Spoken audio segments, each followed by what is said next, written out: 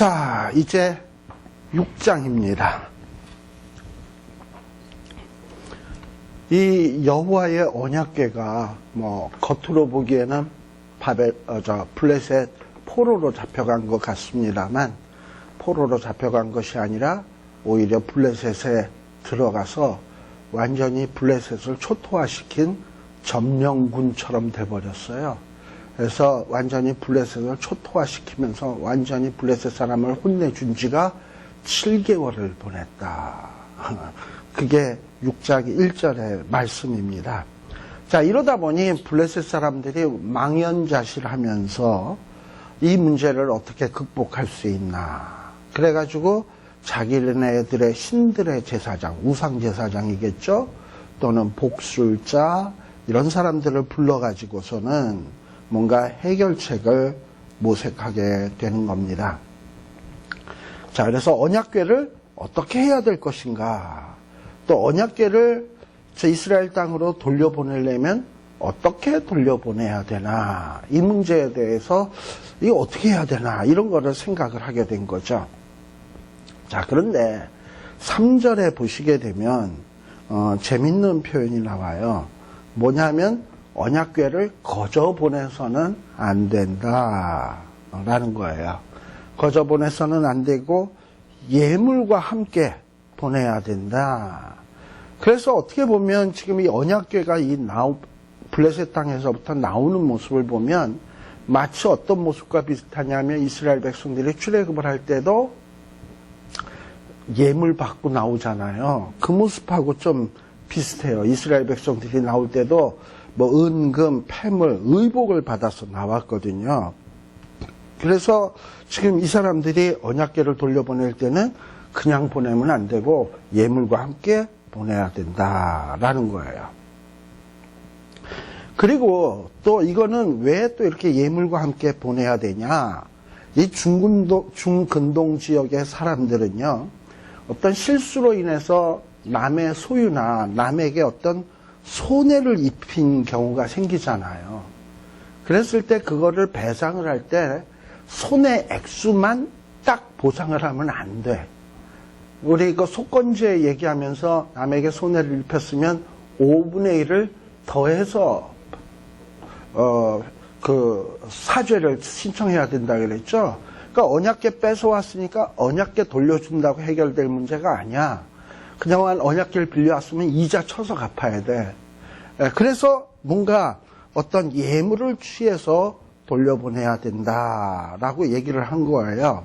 그래서 이렇게 예물을 함께해서 보내라는 것은 그렇다고 해서 이 블레셋의 이 우상 섬기는 제사장들이나 복술자들이 이스라엘 백성들의 속건제의 개념을 알고서 이런 얘기를 했는지 그건 모르겠습니다만, 아무튼 상식적으로도 남에게 손해를 입혔으면 더해서 갚는 거는 상식적 아니겠습니까? 그러니까 거저 보내서는 안 된다.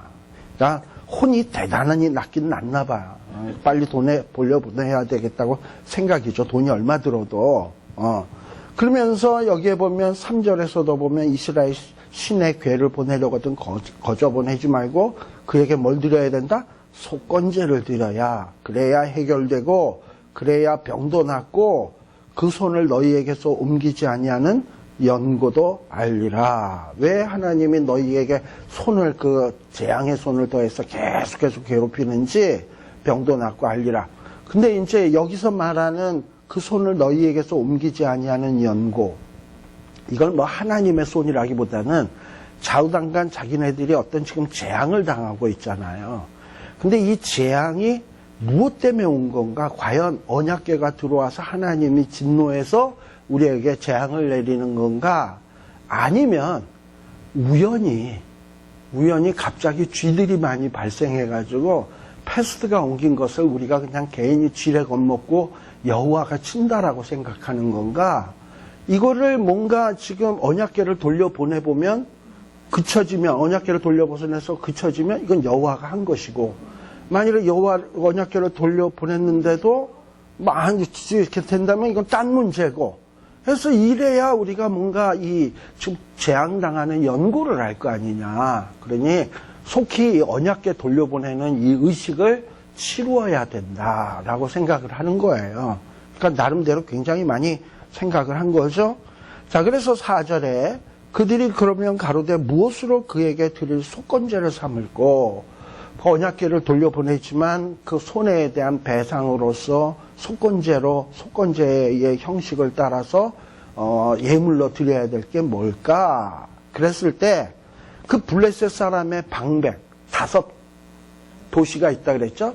그러니까 5 방백이기 때문에 5 방법의 수요대로 일단 이 사람들이 독종에 시달리니까 독종의 모양으로 황금 모양으로 금독종을 만들고, 그리고 또 이 금독종을 발생시킨 원인이 쥐니까 이 쥐를 금의 형태로 만들어서, 그래서 이거를 그들의 신에게 보내면 그들이 그 쥐나 독종으로 인해서 주는 고통을 감해주지 않을까. 마치 뱀에 물렸을 때 노뱀을 만들어서 이렇게 하나님의 명령한 대로 달아놓으면 하나님이 그걸 보시고 낫게 해주듯이 막 이런 형태를 지금 띄우고 있는 거예요. 그래서 너희와 너희 방백에게 내린 재앙이 일반이다. 그래서 금독종 5, 금쥐 5을 해서 예물로 보낸다. 그래서 저는 처음에 이런 내용들을 모를 때는 아니 참 예물 치고서는 거지 같은 거 보낸다라고 해서 너 마음에 드는 건 금이라는 것밖에 없어.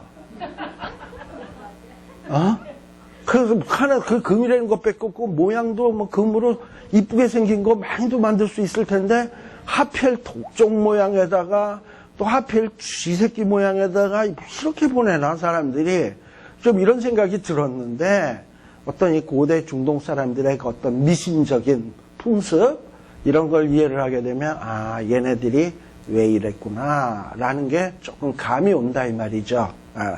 자, 그렇게 해서 이걸 보내야 된다. 그러면서 5절에 보면 그러므로 너희는 너희 독종의 형상과 땅을 해롭게 하는 쥐의 형상. 뭐 쥐가 땅을 해롭게 하나요?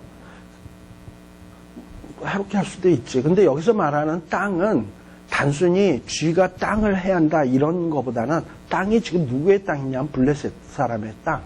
그러니까 지금 블레셋을 해롭게 한다라는 것을 블레셋 사람이 사는 땅을 해롭게 하는 쥐 이렇게 얘기를 하는 거예요. 그러니까 여기서 말하는 땅은 단순한 땅이 아니라 블레셋 사람의 땅을 해롭게 하는 쥐의 형상을 만들어서 이스라엘 신에게 영광을 돌려라.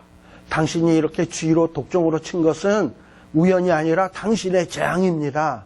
우리는 당신 앞에 범죄해서 이렇게 당신으로부터 지금 이렇게 고난을 당하고 있습니다. 용서해 주십시오. 당신이 영화로우십니다.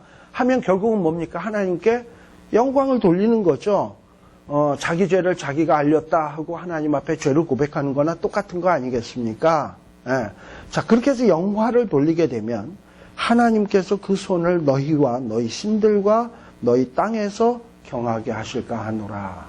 즉 여기에 담겨져 있는 내용이 뭡니까? 하나님이 블레셋의 백성들도 좌지우지하시고 블레셋의 신들도 좌지우지하시고 블레셋의 땅도 좌지우지하시는 분이에요. 하나님은 블레셋에 의해서 좌지우지 되는 분이 아니라 하나님은 모든 것을 좌지우지하시는 분이다. 자, 그러면서 제가 아까도 얘기했지만 이스라엘 백성들이 출애굽한 것은 신화도 아니고 만들어낸 이야기도 아니다라고 얘기를 했습니다. 자, 그런 거를 우리가 알 수 있는 증거가 블레셋 사람들이 이스라엘 백성들의 출애굽 사건을 어떻게 이해하고 있나 6절에 보면 잘 나타나 있어요. 애굽인과 바로가 그 마음을 강팍해 한 것 같이 어찌하여 블레셋 사람 너희가 너희 마음을 강팍하게 하겠느냐. 이렇게 바로처럼 강팍하다가는 하나님 앞에 디립다 얻어맞을 수밖에 없다라는 얘기겠죠. 그러면서 그들 중에서 기이하게 행한 후에 하나님이 애굽 바로와 애굽 백성들 중에서 하나님이 어떻게 행동을 하셨냐. 기이하게 행하신 후에 이스라엘 백성들을 애굽 땅에서 출애굽을 해서 가나안 땅으로 가게 했단 말이죠. 즉 그 얘기를 하고 있는 거야. 근데 여기에서 기이하게 행했다라는 말이 어떤 말이냐면 갖고 놀았다라는 얘기예요. 하나님이 당대의 애굽이라고 하면 당대의 최고의 나라 아닙니까? 최고의 나라의 바로는 최고의 지도자 아닙니까? 세계의 왕 아니에요. 근데 하나님이 세계의 왕, 세계 최고 국가를 하나님이 갖고 놀았다라는 거예요. 어떻게? 10가지 재앙, 홍해 갈라지고 뭐 이런 어떤 것을 통해서 이 바로의 마음을 그냥 뭐 공포에 몰아넣기도 하고 애굽 사람의 마음을 공포에 몰아넣기도 하면서 갖고 놀았다라는 거예요. 근데 지금 하나님이 그런 어떤 모습을 어디에도 보이시고 있냐면 블레셋에 있는 아스돗, 가드, 그 다음에 에글론, 뭐 블레셋에 있는 도성들을 돌아다니면서 완전히 지금 갖고 놀고 있는 거란 말이죠. 그러니 더 이상 우리가 의도 터지기 전에 성급히 하나님의 언약궤를 돌려보내야 되겠다라는 작정을 하게 되는 겁니다. 자, 그런데 그렇게 해서 이 블레셋 사람들이 이제 언약궤 이스라엘로 이송 작전을 세우고 그것을 실행해 옮기게 되는데 7절에 보게 되면 이 언약궤를 옮기기 위해서 어떻게 합니까? 새 수레를 만든다. 원래 이 언약궤는 우리가 오경에서 공부했습니다만 아무렇게나 옮길 수 있는 것이 아닙니다. 꼭 이스라엘의 아론의 후손들 가운데서도 고핫 자손, 레위 자손 가운데도 고핫 자손이 그것도 직접 언약궤를 손을 대고 만져서는 안 되고 고리를 만들고 채로 꿰서 어깨에 메고 이렇게 옮기도록 되어 있는 게 언약궤 운반 방식이에요. 절대 언약궤에다 손을 대서는 안 돼. 수레로 옮기는 것도 아니야. 이건 손으로 채를 꿰서 메고 날라야 돼. 어깨에 메고 날라야 되는 게 언약궤 이송 방법입니다. 근데 지금 이 언약궤를 이송하려고 하는 블레셋 사람은 이스라엘 백성이 아니잖아요. 율법의 백성이 아니잖아요. 그러니 자기네 딴에는 그래도 가장 종교적이고 거룩한 방법으로 언약궤를 옮긴다라고 생각한 게 뭐냐면 수레를 만드는 거야. 근데 수레가 어떤 수레냐? 새수레. 그러니까 이 새수레라는 것은 어떤 사람이 어떤 다른 목적, 세상적 목적으로 사용되지 않은 수레. 근데 수레를 만들어서 뭐 이것도 집 날라보고 저것도 집 날라보고 다 했으니 세상 목적으로 안 사용된 수레가 어디 있겠어. 그렇게 하던 수레는 새 수레 만드는 수밖에 없지. 한 번도 안 쓴 수레여야 세상 목적어를 위해서 안 사용된 수레이지.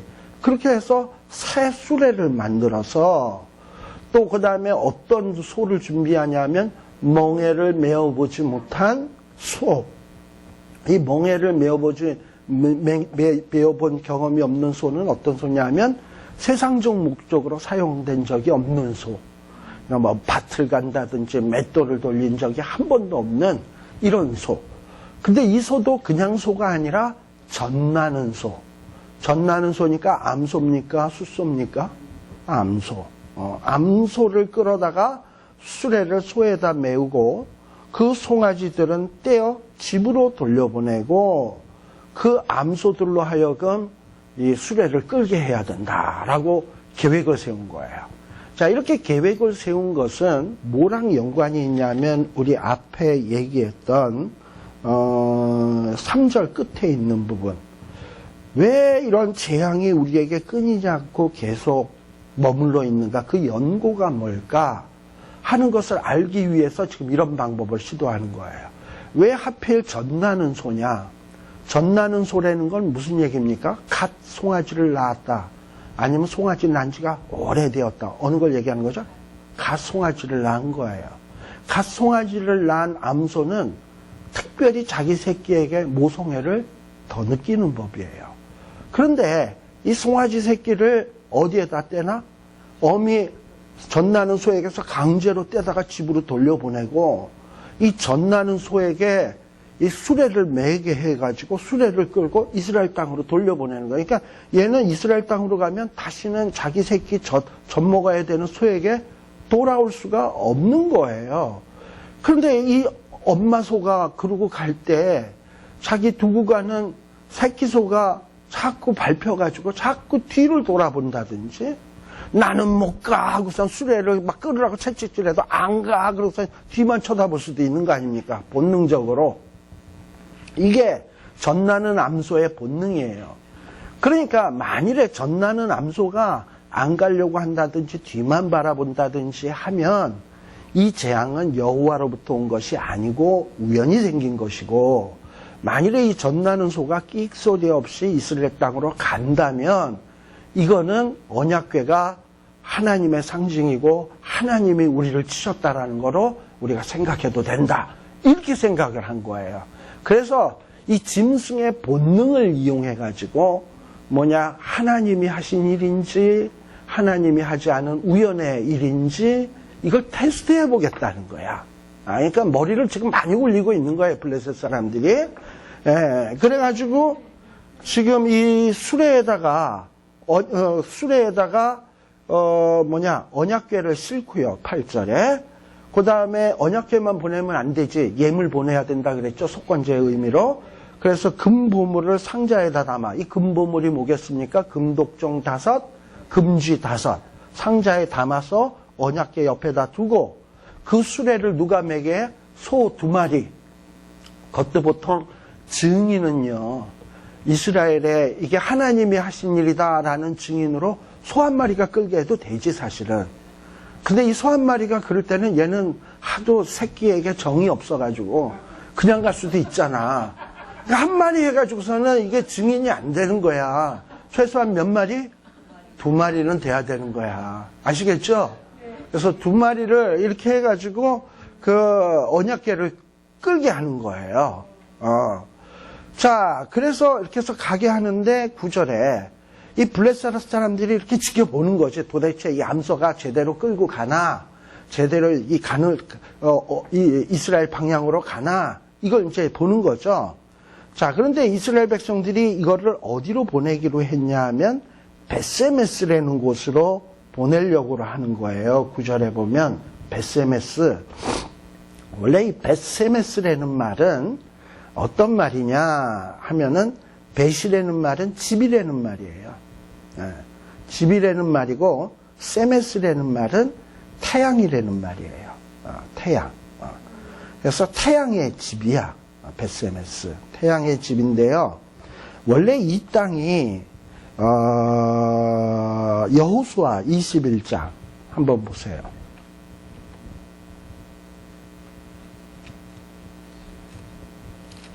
여호수아 21장 13절.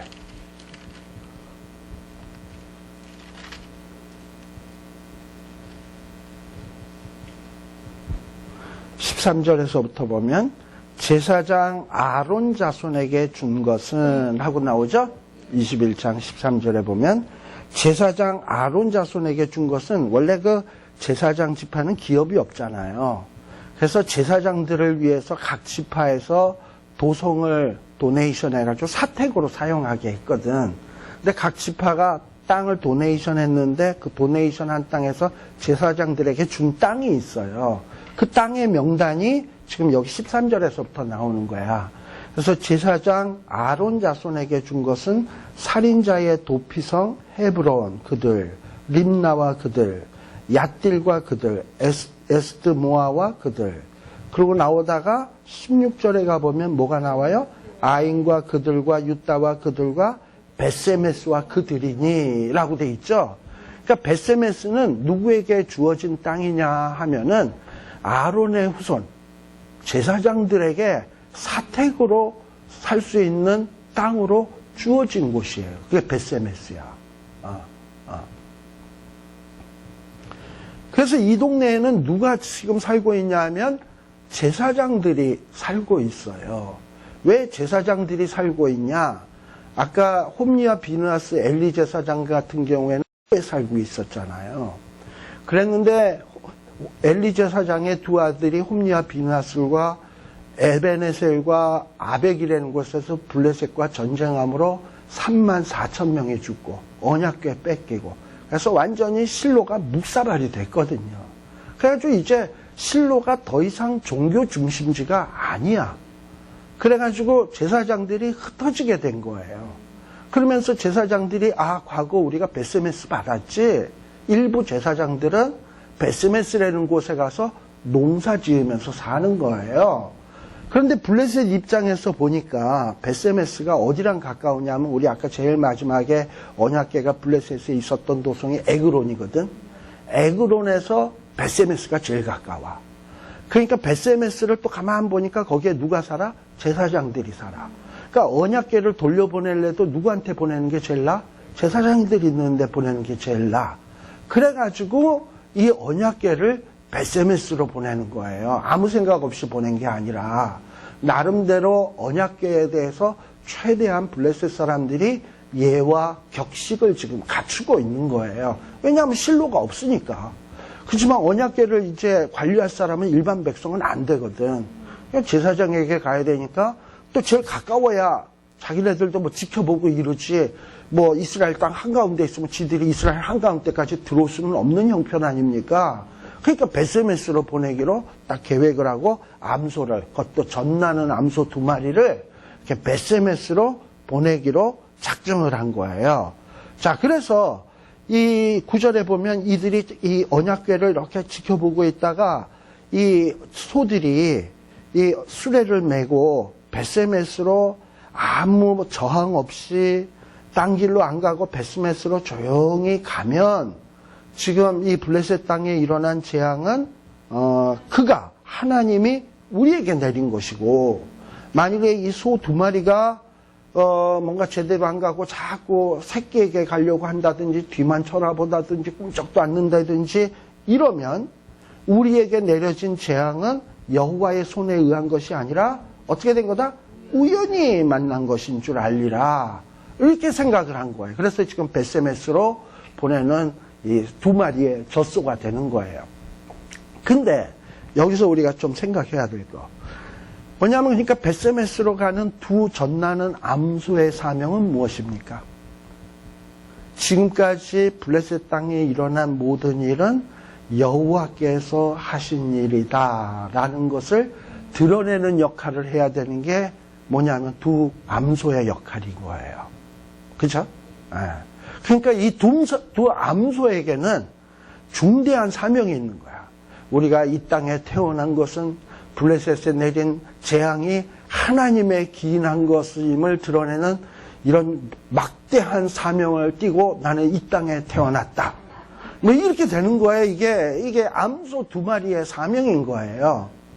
근데 이 암소 2마리가 이 사명을 감당하기 위해선 굉장히 가혹한 일들을 감당해야 합니다. 첫 번째는 자기네들이 갓 나와서 젖도 제대로 먹여보지도 못한 새끼 소들과 강제적인 이별을 당해야 돼. 그리고 그 새끼 소들에 대해서 미련을 두어서도 안 돼. 그리고 새끼 새소들을 다시는 만날 수 없는 영영 이별의 길로 가야 돼. 무엇 때문에? 하나님이 하신 일임을 드러내게 하기 위해서. 이게 베세메스 소가 감당해야 될 중요한 사명인 거예요. 그리고 거기에다가 여태까지 어깨에 멍에를 메어 본 적도 없어. 근데 이 새 수레에다가 언약궤 싣고 예물까지 쓸고 그 무거운 거를 2마리가 어깨에 메어 본 적도 없는 이 소들이 그 일을 또 해야 돼. 그리고 그 일을 할 뿐만 아니라 결국은 어떻게 되냐? 베세메스로 가요. 갔더니 베세메스의 제사장들이 뭐 하는 줄 알아요? 그 수레는 언약궤는 이제 내려놓고, 그 다음에 금궤도 중요한 거니까 내려놓고, 대신에 그 수레는 어떻게 하냐?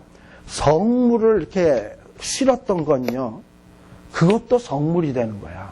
그러니까 더 이상 세속적으로 사용할 수가 없어, 수레도. 왜냐하면 언약궤에 실었던 거니까. 그러니까 제사장들이 어떻게 하냐면 그 살수레를 부셔가지고 거기에 나오는 나무를 가지고 제단을 쌓아요. 그리고 소 2마리는 어떻게 하냐? 이것도 성물을 옮기는 소였기 때문에 세상적 목적으로 더 이상 사용할 수 없어. 이건 죽여서 하나님 앞에 바쳐야 돼. 그러니까는 장작더미를 만들어서 수레로 장작더미를 만들고 소 2마리를 거기에다가 제사를 드려. 그러니까 결국은 베세메스로 가는 2 소의 마지막 결론은 어떻게 되냐? 하나님 앞에 죽음으로써 바쳐지는 거야. 지들이 끌었던 수레는 어떻게 되느냐? 함께 바쳐지는 거야. 그러니까 이들이 하는 중차대한 사명을 감당하기 위해서 이 베세메스의 소는 마지막 뭐까지 내놔야 되냐면 생명까지 내놔야 되는 거예요.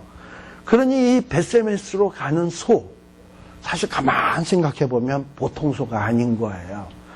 제가 신학교를 다닐 때 어느 목사님이 제가 이 설교는 한 500번 한 설교입니다 라고 하신 목사님이 있었어요. 한석지 목사님이라고. 근데 이분이 이제 주로 부흥사인데 이분이 채플 시간에 베세메스로 가는 소 제목으로 해가지고 우리에게 설교를 하더라고요. 그래서 베세메스의 소가 결국 하는 사명이 뭡니까? 하나님을 드러내는 거잖아요. 하나님이 하신 일을 드러내는 일 아닙니까? 하나님이 하신 일을 드러내는 사람은 이렇게 육체적인 본능도 끊을 수 있어야 되고 어미소가 젖소와의 관계, 그리고 그때 얼마나 마음 아픔이 있겠습니까? 근데 그것도 감수해야 되는 것이고, 그리고 한번 어깨로 메어보지도 않은 일을 주의 영광 드러내는 일을 위해서라면 어깨에 짊어져야 되고, 그리고 마지막 목표 지점에 들어가서는 다 했다, 나는 사명 완수했다, 이제는 캐사라세라 내 마음대로 놀아야지, 이게 아니라 마지막 그 순간까지 자기의 생명까지도, 자기의 육신까지도 하나님 앞에 바침이 되는, 이게 바로 하나님의 영광 드러내는 피조물들이 해야 될 일이다. 뭐 이제 이러고서 설교했던 게 기억이 나요. 그래서 제가 지금 그거를 좀 정리해서 좀 말씀을 드린 거예요. 베세메스의 소, 여러분들이 기억을 하십시오. 그래서 이 베세메스의 소에 하는 일이 그래. 하는 일이 그래요. 자, 그래서 근데 이거를 누구도 알고 있었냐 하면은 블레셋 사람들도 과연 베세메스의 소가 그렇게 할 것인가 안 할 것인가. 자기네들이 볼 땐 이거는 일부러 젖먹이는 암소를 택한 이유, 갓새끼 난 소를 택한 이유는 그러지 하나님이 한 일이 아니기를 바라는 마음에서 그런 놈을 택한 것 아니겠습니까? 그래서 제발 좀 가지 마라, 제발 좀 가라, 뒤돌아봐라, 꼼짝 못하라. 송아지가 엄마 하고 이러면 얘가 그냥 파닥파닥 이래라 이러고서는 그러길 기다리고 있는데 이놈의 암소들이 어떻게 가느냐 보니까는 이 암소들이 가는데 어떻게 가느냐 12절에 보면 암소가 베세메스의 길로 어떻게 갔다? 그냥 뭐 뒤돌아보거나 미련을 두거나 이렇게 가지 아니하고 그냥 곧바로 행하여 대로로 가며 갈 때 뒤에서 새끼 송아지들이 엄마 엄마 이러는데 이 어미소들은 뒤돌아보지 아니하고 새끼들이 자기를 부르니까는 뒤돌아보고 싶지, 돌아가고 싶지. 그러나 주께서 주신 사명이 하나님을 드러내야 되는 일이니까 어떻게 가요? 울며 가. 힘든 일이니까 눈물을 뚝뚝 흘리면서 울며 가. 근데 뒤에서 새끼가 부르짖는데도 어떻게 해야? 좌우로 치우치지 아니하고 하나님이 가라고 하는 대로 뚜벅뚜벅 가. 뒤에 있는 블레셋 방백들은 어떻게 해요? 야, 뒤로 치우쳐라, 우로 치우쳐라, 제발 제발 제발 멈춰라 멈춰라 이러는데도 이 소들은 꿈쩍 않고 미련하게 뚜벅뚜벅 가는 거예요. 그리고 베세메스까지 가는 거지. 그러니 뻘쭘하게 블레셋 방백들은 뒤에서 보면서 저거 왜 저렇게 가지 왜 저렇게 가지 이렇게 가다가 근데 그냥 그러고 가니까 블레셋 사람들도 뭘 인정할 수밖에 없냐. 지금껏 블레셋 땅에 임했던 재앙은 우연이 아니라 하나님이 하신 일이로구나 하는 거를 명확관화하게 이 블레셋 사람도 부인할 수 없을 정도로 인정할 수밖에 없을 정도로 확실하게 이루어진 것이에요. 그런데 이것이 확실하게 이렇게 드러내게 된 역할을 한 분이란다. 소보고 이렇게 한 자들이 누굽니까? 전나는 암소 2마리. 전나는 암소 2마리가 이 일을 감당한 거예요. 자, 어떻게 보면 뭐 언약궤 들고 뭐 예물 들고 베세메스로 온 거 뭐 이게 뭐 별거냐 이렇게 생각할지 모르지만 이 암소 2마리는 이 일을 함으로써 블레셋에 행하여진 일들이 하나님께로 말미암은 것이다라는 것을 만천하에 드러내는 아주 중차대한 일을 감당한 것입니다. 그렇잖아요. 그러니까 어떻게 보면 오늘날 사는 우리들이 있잖아요. 우리들도 어떻게 보면 비슷한 사명이라고 해도 돼. 우리가 하나님의 형상으로 지음받은 이유가 뭡니까? 우리의 모습을 통해서 네가 드러나야 된다. 하나님이 드러나. 우리가 하는 일들을 통해서 하나님이 하시고자 하는 일들이 드러나야 되는 거예요. 근데 이 일을 감당하려다 보면 어떨 때는 내 본능이, 나의 아주 육체적인 본능이 그거를 붙잡고 안 나와주는 때도 있고, 죄의 본성 같은 것들이. 그리고 또 어떨 때는 혈육의 정의, 자식 때문에, 남편 때문에, 또는 아내 때문에, 어떤 가족 때문에, 어떤 내가 감당해야 될 사명이 있는데 못 감당하는 경우도 있고요. 또 어떨 때는 내가 그동안 해보지도 않은 일인데, 어깨에 메어보지도 않은 일인데 이걸 내가 어떻게 하나, 두려움 때문에 안 매려고 한다든지. 그런데 지금 이 베세메스로 가는 소는 혈육의 정도 끊고, 그리고 어떤 본능도 끊고, 그리고 어떤 하나님을 드러내는 일이라면 울면서라도 좌우로 치우치지 아니하고 뚜벅뚜벅 가서 마침내는 하나님 앞에 바쳐지는 거룩한 산 제물이 되었다. 얼마나 가슴 찡한 소리입니까? 그러니까 이런 걸 보면 우리는 때로는 뭐만도 못하다? 짐승만도 못하다. 라는 이런 생각이 든다 이 말입니다. 어떨 때 보면 그렇잖아요. 예. 그래서 이게 베세메스로 가는 소인 거예요. 예. 자, 그래서 이 베세메스로 가는 소가 이렇게 울고 좌우치로 치우치지 아니하고 베세메스로 쭉 가는 거예요. 블레셋 방백들은 12절 끝에 보면 과연 소가 뒤돌아보나 안 하나, 멈추나 안 멈추나, 좌로나 치우치나 우러지나 치우치나, 이러고서 어떻게 해서든지 하나님이 하신 일이 아니다라는 증거를 잡기 위해서 눈에 불을 켜고 따라가는데, 베세메스로 가는 소들은 꼼짝도 하지 않아.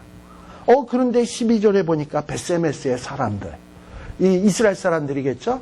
특별히 아론 지파의 후손들이겠죠? 어떻게 보면 제사장들인데 실로가 파괴되는 바람에 베세메스에 와서 농사 짓고 짓고 있는 중이겠죠?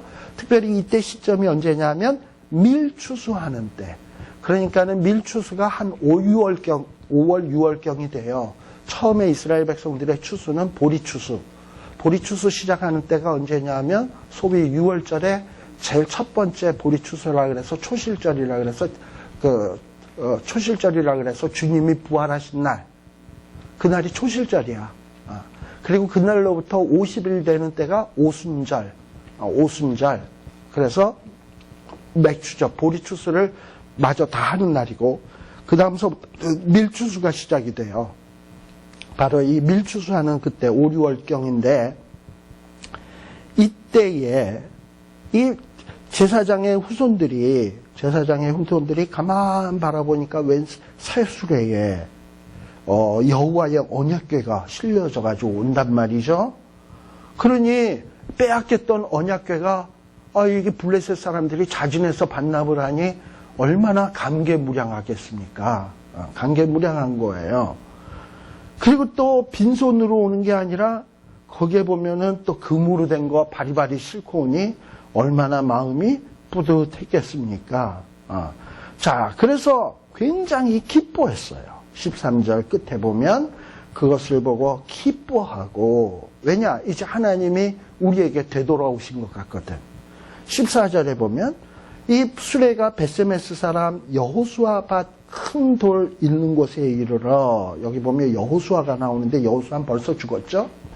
성경에 보면 동명이인도 많아요. 근데 어쩌면 이 여호수아가 받았던 밭, 원래 받았던 그 밭 근처일지도 몰라요. 근데 그곳으로 왔다라고 생각을 하면 더 의미가 있지. 여호수아는 가나안 정복 전쟁의 영웅인데 언약궤가 빼앗겼던 언약궤가 다시금 여호수아에게로 돌아온다라는 어떤 의미로 본다면 뭔가 회복의 의미가 확 드러나잖아. 빼앗겼던 것을 다시 찾는. 그래서 여호수아 밭 큰 돌에 이르러 딱 서게 되니까 이 제사장의 무리가, 베세메스에 있는 제사장의 무리가 어떻게 해요? 수레에 나무를 패고, 그래서 그 나무를 장작으로 삼고, 또 끌고 온 소들은 어떻게 했냐? 번제로. 여러분들 번제는 어떻게 드리는 제사인 줄 알죠? 홀딱 태워 드리는 제사예요. 화목제는 제사를 드리고서 먹을 수 있어요. 넓적다리, 가슴살 이건 제사장이 먹고 나머지는 제사를 드리는 사람들이 먹어요. 근데 번제는 몽땅 태워 드려야 돼. 심지어 가죽은 어떻게 하냐? 가죽은 벗겨서 태우지 않고 가죽은 제사장에게 드려. 하나님 앞에 드리는지 보이지 않는 하나님 앞에 드릴 수는 없으니까 제사장에게 드리면 제사장은 그 가죽을 팔아서 성전 안에서 사용되는 여러 비품들 있잖아. 분향단의 향품이라든지 기름이라든지 이런 거를 사용하기 위해서 가죽을 팔아서 그런 성전 안에서 제사를 위해서 사용되는 비품들을 사용하는데 사용을 해요. 그러니까 이 번제로 드리는 제물은 가죽에서부터 완전히 피 한 방울까지 몽땅 드리는 거야. 그런 면에서 이 베세메스의 손은 그야말로 그의 삶 전체가 하나님 앞에 바쳐지는 도구가 되었다. 왜 바쳐져? 하나님의 영광을 드러내는 도구로 바쳐지는 도구가 되었다라고 볼 수 있는 거예요. 이게 베세메스의 소야. 자, 그리고 또 어떻게 하냐? 레위인은 여호와의 궤와 그의 궤와 함께 있던 금봄을 담긴 상자를 내려다가 큰 돌 위에 두매. 그리고 그날의 베세메스 사람들이 여호와께 번제와 다른 제, 아마 다른 제는 기뻐서 화목제. 이제 하나님이 다시 오셨으니까 우리와 교제가 시작됐구나 하고서는 화목제를 또 드렸던 것 같아요. 자, 근데 이런 모든 일련의 과정을 누가 봤다? 16절에 보면 블레셋 사람들이 다 본 거예요. 그러니 이제 블레셋 사람들은 자기네들이 원했던 것은 이건 하나님이 한 일이 아니라 우연의 일이었어 이러고 싶었는데 지금 일련에 일어난 모든 상황을 보니까 하나님이 하신 일이라는 것을 할래야 부인할 수 없는 명백한 증거를 보게 되었거든. 그것도 증인이 하나가 아니라 두 마리를 통해서. 그러니까 명백한 증거거든요. 그래서 이 블레셋 사람들도 그야말로 이제 입이 쑥 들어가고 하나님이 하신 일이로구나 하고 돌아가게 된 거죠. 자, 그러면서 블레셋 사람들이 이 언약궤만 돌려보냈을 뿐만 아니라 그동안에 언약궤를 가져옴으로 이스라엘 백성에게 해를 끼쳤기 때문에 보상의 의미로 뭘 줬냐? 금독정과 그리고 금쥐. 그래서 여기 보면 17절과 18절에 보면 17절에는 금독정. 근데 이 금독정을 누굴 위해서 줬냐? 아스돗, 가사, 아스골론, 가드, 에글론. 5도성이죠? 이게 블레셋의 5도성이에요. 18절에도 금쥐도 보면은 바로 이 5도성을 대표해서 5도성이 해를 입힌 것을 사과하는 의미로 이렇게 예물을 해서 바친 것입니다. 자, 그리고 난 다음에 19절에 보게 되면 이건 이제 또 다른 얘기예요. 이제 베세메스로 소들이 옮겨와 가지고 이제 언약궤가 베세메스에 무사히 도착했어요. 근데 베세메스에 딱 도착한 그 언약궤를 베세메스의 사람들이 되게 궁금하게 생각했어. 저 물건이 무엇에 쓰는 물건인고, 근데 뭐 어떤 물건이길래 저것이 블레셋 사람들을 초토화시키고 5독성을 묵사발을 만들고, 그래서 블레셋 사람들이 혼비백산해가지고 수레에다가 소에다 끌게 해가지고 거기다 그냥 보낸 것도 아니고 전쟁에 분명히 블레셋이 이스라엘한테 이겼잖아요. 이긴 나라가 진 나라한테 예물을 보냈다라는 게 말이 돼요. 그게 창피스럽게. 도대체 저 언약궤가 어떤 위력이 있는 물건이길래 이런 엄청난 일을 이루었을까? 자기네들이 3만 4천 명이나 이 언약궤 들고 나가서도 언약궤 들고 나가서 싸웠는데 언약궤를 뺏겼는데, 근데 이 물건은 도대체 혼자 가가지고 어떻게 저렇게 블레셋을 혼내주고 올 수 있나? 이것만 생각을 해도 굉장히 궁금하잖아요. 뭐 저 언약궤 속에 우라늄 같은 게 있어서 방사선 어떤 이런 방사선 같은 게 발생돼서 이 사람들이 막 독종이 생기고 막 이렇게 해서 죽은 건가? 아니면 저 안에 이상한 무슨 마법의 능력 있는 게 들어서 사람들이 죽은 건가? 사람들은 궁금한 건 또 못 참잖아. 그러니까 이 사람들이 어떻게 됐냐? 언약궤를 살며시 열어본 거야. 베세메스의 사람들이. 소위 또 베세메스의 사람들은 어떤 사람들입니까?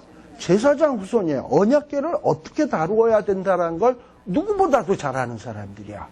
그럼에도 불구하고 언약궤가 그동안 한 일을 생각을 하니까 너무나 궁금해. 그래서 좀 이게 좀 보고 싶어. 그래서 언약궤를 살짝 한번 들어본 거예요. 몇 명 돌아가셨다? 괄호치고는 몇 명? 줄초상 난 거야. 34,000명 죽은 것보다도 더 많어. 5만 70명이면. 그러니까 어떤 사본에는 5만 70명으로 나오고 어떤 사본에는 70명으로 나와요. 근데 이 성경에서는 둘 다를 얘기하기 위해서 하나는 괄호쳐서 지금 써놓은 거야. 그러니까는 3만 4천 명은 언약궤 들고 나가서 싸워서 죽은 건데 언약궤 홀로 돌아온 거를 들춰보는 바람에 얼마가 죽었다? 5만 70명. 얼마나 무서운 얘기입니까? 그죠? 그러니까 이렇게 하나님이 하신 일은 엄청나니까 사람들이 하나님이 어떤 분인가 궁금해가지고 내가 뭔가 이렇게 열어보고 하나님의 비밀을 캐보려고 그래. 근데 하나님은 그렇게 해서 분석될 수 있는 분도 아니고 알아질 수 있는 분도 아닌 거예요. 그저 하나님이 하신 일을 딱 보면서 주여 우리가 못했던 일을 하나님 하셨네요. 하나님 앞에 번제 드리고 화목제 드리고 그걸로 끝났으면 딱인데 왜 거기에서 진도가 더 나가가지고 그 들춰보는 바람에 5만 70명이 죽냐 이 말이죠. 이렇게 이 사무엘서에서 우리에게 이 사건 저 사건을 통해서 보여주고자 하는 가장 중요한 주제는 뭐냐? 하나님은 만물이 여김을 받는 분이 아니다. 하나님은 존중의 대상이다. 그래서 하나님을 존중히 여기는 자를 하나님이 존중히 여기시고 하나님을 멸시하는 자를 하나님이 경멸하신다라는 거예요. 이거를 우리가 마음에다 딱 새기면 돼. 근데 이런 실수를 누구도 한 거냐 하면 아론의 후손, 제사장들도 지금 하고 있다라는 거예요. 베세메스 사람들도 하고 있다라는 거예요. 그래서 이렇게 줄초상이 난 다음에 어떻게 합니까? 백성들이 애곡하기 시작하는 거야. 통곡을 하기 시작하면서 베세메스의 사람들이 이 거룩하신 하나님 여호와 앞에 누가 능히 서리요? 누가 능히 왜 못 서? 그냥 죄 회개하고 하나님 앞에 번제 드리고 화목제 잘 드리고 있으면 능히 서지. 그게 까불다가 이게 못 서게 되는 거지. 예. 그러고서는 자기네들의 잘못은 또 반성하지 아니하고 이 베세메스 사람들도 블레셋 사람하고 똑같은 생각을 하는 거야. 언약궤를 뭘로 생각한다? 애물단지. 우리에게 재앙을 가져오는 존재로 생각을 하는 거예요. 언약궤는 우리에게 재앙을 가져다 주는 존재도 아니고 그렇다고 또 언약궤가 있다고 전쟁의 승리가 보장되는 것도 아닌 거예요. 중요한 것은 하나님, 언약궤가 상징하고 있는 하나님이 내가 하나님을 존중히 여겨서 하나님도 나를 존중히 여기시고 함께하는 것이 이게 복된 것이고 내가 하나님을 함부로 대해가지고 하나님이 나를 멸시하거나 경멸하기 시작하면 그건 재앙인 거야. 그러니까 중요한 문제는 하나님과의 관계의 문제지 언약궤가 있냐 없냐 교회 건물이 좋은 데를 다니냐 뭐 안 다니냐 이게 중요한 게 아니라 내 삶 속에 하나님이 있냐 없냐 내가 하나님을 존중히 여기냐 그래서 하나님이 나를 존중히 여겨주시느냐 안 여겨주시느냐 이게 중요한 문제지 이런 어떤 본질을 잃어버리고 사람들은 외면적으로 나타나는 현상에 헷가닥 하는 경우가 있다 이 말이에요. 그래서 이 사무엘서에서 우리에게 강조하는 내용이 무엇이냐? 그럼 만일에 언약궤를 이렇게 애물단지로 여겼다면 왜 이 애물단지를 남에게 넘겨? 그것도 또 잘못된 태도지. 나에게 해가 되는 물건을 왜 남에게 넘기냔 말이죠. 자기가 감당해야지 그러면. 그러니까 이렇게 이스라엘 백성들이 자기밖에 모르는 이방인처럼 이런 어떤 유치한 신앙의 상태였다. 근데 이런 유치한 이런 어떤 정신 상태가 오늘날 대한민국 사람들에게 있는 것을 보면서 너무 좀 안타까워요. 뭐 사드가 우리 동네는 안 된다. 하긴 뭐 또 저도 또 사드를 우리 동네로 갖고 온다 그러면 좋아할래나 모르겠어. 그러니까 사람이 이렇게 간사해요. 예. 그러면서 21절에 이 사자들을 기럇 여아림의 거민에게 보내어서 야, 언약궤를 너네가 도로 가져가라. 그리고 너희에게 옮겨가라. 이러고 부탁하고 있는 거예요. 물론 이해 못할 바는 아니죠. 자기네들이 졸지에 5만 70명이 죽었으니 언약궤를 볼 때마다 얼마나 언짢만 들어도 경기를 할 정도 아니겠습니까, 이제는. 그러니까 다시는 보고 싶지 않겠지. 그래서 그 마음 이해 못하는 것은 아닙니다만, 그래서 옮겨가라는 거예요. 그랬더니 7장 1절에 보면 기럇 여아림 사람들이 와서 여호와의 언약궤를 옮겨 산에 사는 아비나답의 집에다 들여놓고 엘리아살이라고 하는 사람을 거룩히 구별하여 여호와의 궤를 지키게 하였더니 몇 년 동안 있었다? 20년 동안 그 기럇 여아림의 엘르아살이라는 사람의 집에 언약궤가 머무르게 되는 겁니다. 그래서 오늘은 언약궤를 좀 중심으로 이야기들을 쭉 했습니다. 기도하겠습니다. 하나님 아버지 감사드립니다. 참으로 우리에게 귀한 말씀 통해서 우리가 하나님을 어떻게 모시며 어떻게 우리 마음속에 하나님에 대해서 생각해야 되는지를 살피었습니다. 아버지 하나님을 존중히 여기는 자를 하나님도 존중히 여겨주시고 하나님을 멸시하는 자를 하나님이 경멸히 여긴다고 말씀했습니다. 하나님은 우리의 의지에 의해서 좌지우지 되시는 분이 아니라 우리의 예배와 찬양과 경배를 받으시기에 합당한 하나님임을 우리들 늘 잊지 않게 하여 주시고 하나님을 하나님으로서 대접하는 이러한 저희들이 되게 하여 주시옵소서. 예수님 이름으로 기도드리옵나이다. 아멘. 마치겠습니다.